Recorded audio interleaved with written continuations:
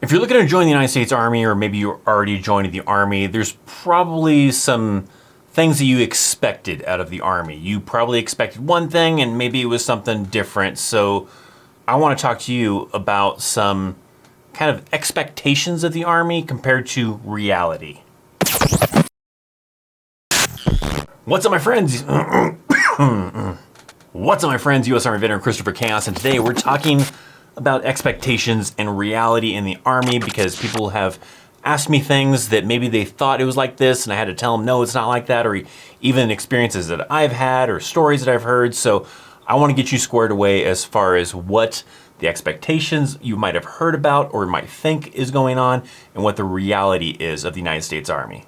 So we're going to get into 5 things that I've got outlined. And of course, if you want to learn more about the United States Army, hit that subscribe button, hit it down below. That way we can continue the experience with future videos, but let's get into it and let's start off with the first one that I want to explain about. Some people think that their expectation of what the Army is going to be like is that it's going to be just like basic training. You're still going to be restricted. You can not have any cool items like having a PlayStation, a computer in your room. You are really restricted on where you're allowed to go and all that kind of stuff. And no, being in the Army is not what it's like when you're in basic training or even like maybe AIT. Sure, of course, basic training and even some AITs, a lot of AITs really, are pretty restrictive. But once you get to your actual unit, it opens up a lot. It no longer means that you have to, stay in the barracks all the time. It doesn't no longer mean that, you can't have visitors. You are allowed to have, visitors. You're allowed to have a PlayStation, a computer. You're allowed to have your free time, all that kind of fun stuff. People think that, when you join the Army that, you have to always be in an Army uniform too as well. And no, you get out of uniform. In fact, after you get off for duty hours, after the workday is over, they encourage you usually to change out of uniform because you don't need to be walking around in uniform anymore. So get out of uniform, get into some civilian clothing, like not a luxury you get when basic training type of thing. Some AITs maybe later on in the cycle might allow you to switch to civilian clothing when you're done with kind of classes. And then when you're actually at your unit, it's more like a normal job kind of thing. You're done with work, you change out of work clothes, get into some normal clothes and be free to a certain point, I guess. Whatever the MOS is that you're wanting to join in, you might have the expectation that that's the job that you get to do every day for your Army career. And not really. There are a lot of scenarios where that won't be the case, right? I can give you a few examples, but starting off with it, you might have several weeks, several months, or whatever in a row where you are actually dedicated to doing your job, but there are also days where you won't do your job at all. You'll be stuck doing something else. I've mentioned it before in videos, you maybe have heard me talk about like crappy details or just details in general. And sometimes there's other tasks you have to do. So let's say your job is supposed to be, a finance individual, an 88 Mike, an 11 Bravo, whatever, but you don't actually get to do your job that day because you got sent off on a tasking to go do something else. So you'll have days like that where you don't get to do your job. There's also times where, based on what's going on and where you're located at and stuff, that you won't get to do your job for a little while. Let me give you some examples of that. I've talked to people that have been stationed like at Fort Irwin, right? And a lot of the mission of what they do at Fort Irwin is to train units coming through Fort Irwin to prepare for like desert warfare. And sometimes the jobs that you're doing isn't exactly what you signed up to do because you have other missions to take care of. So people have complained about that, where they're stuck at NTC, the National Training Center, and not actually getting to do their MOS because they're focused on doing this.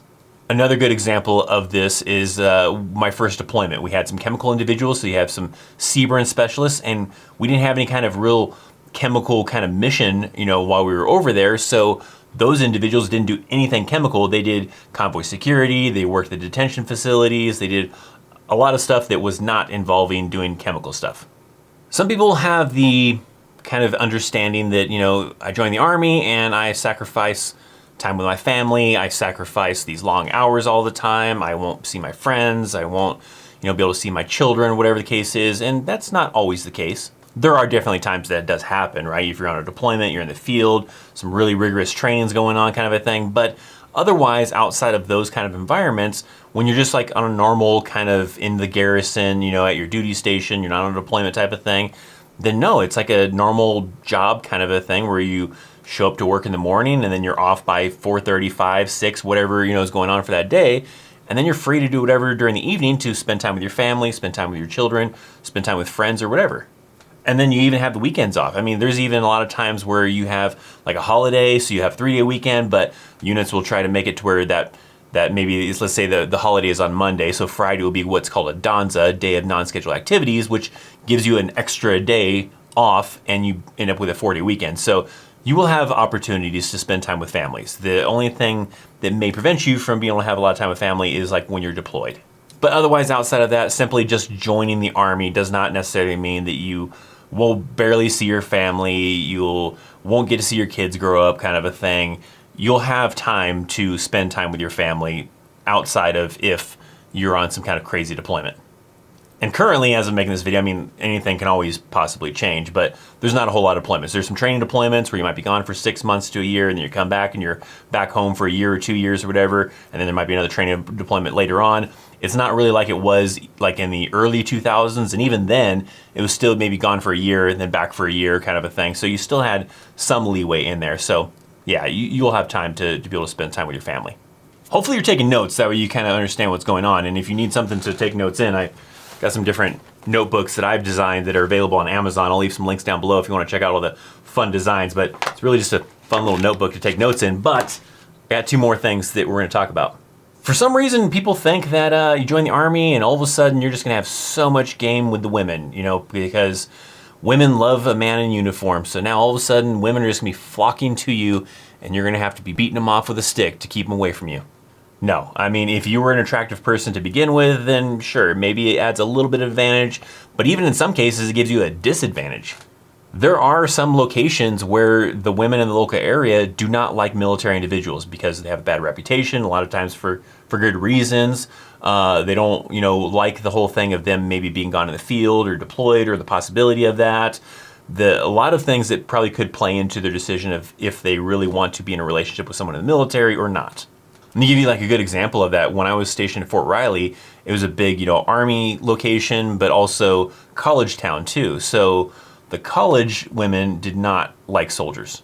I had this one instance where we were at a bar at a club and I was having a great conversation with this woman and the conversation was going well. She was back and forth with the conversation, engaging in it.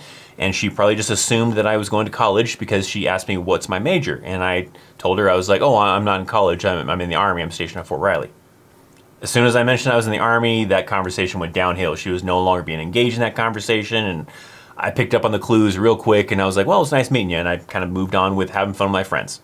So in those kind of environments, it was actually a disadvantage by being in the Army. So it's not a guarantee that just because you're a soldier, that all of a sudden now all these women want you. Sure, there are women that are probably attracted to that kind of thing because they do like a man in uniform or they do like the stability of, having a guaranteed job kind of a thing. But there are also some individuals that hate that. And there's also just, if you're not an attractive person, all of a sudden putting on a uniform doesn't all of a sudden magically change that either. So there are some factors where sure, maybe it could, but don't expect that it's a guaranteed thing. If all of a sudden now you're just going to be able to just have all the women you want. One last one that I'll kind of mention is that you can all of a sudden kick everybody's ass. Everybody thinks that I'm going to become a soldier and that makes me some badass, that I can just kick anybody's ass that's not a soldier. No, not really. I mean, if you already knew how to fight, then sure, I guess it doesn't change, or maybe it gets a little bit better kind of a thing. But if you're already someone that really couldn't fight or couldn't defend yourself type of thing, join the Army and sure, you might be in a little bit better shape, so it helps a little bit, but it's not a situation where all of a sudden you can magically just kick everybody's ass. I remember coming back from like basic training AIT and going home and everything, and my friends somehow just assumed that because I'm now a soldier that I could like just be all awesome and kick their butts, and I knew karate or I knew some kind of cool tactical moves or something like that, and that wasn't the case, obviously. Sure, I was in better shape than I was before, but simply going through basic training AIT did not make me like a kung fu expert or some highly trained individual. It wasn't like I went through special forces training. But, sometimes that's a misconception. People think that, all these soldiers can, this guy's a soldier, this person's a soldier, and they can kick this person's ass because they're a soldier. If they don't know how to fight, then they can easily get their ass kicked too. So what are some expectations you have of the Army? Do you want to know if those are true expectations, false expectations? Maybe I can answer, maybe some veterans out there, and maybe some of you that are currently in the Army, maybe some veterans or whatever, what were some expectations that you had that turned out to not be the reality of being in the Army? I'd like to hear about it down in the comment section down below. My big one that I guess I'll mention is that When I was joining as an 88 Mike, I assumed that it was like being a truck driver in the civilian world. I thought that maybe I was going to be doing some long hauls and driving a truck across country and maybe moving military equipment from one location to another location and just be doing that kind of a thing. And that's not at all what it's like being an 88 Mike. So if you do want to learn what it's like to be an 88 Mike, then check out this video here. But make sure you're also checking out some links down in the description box down below. Hit that thumbs up. Thanks for watching. I'm Christopher Chaos. I'll see you next time. See ya.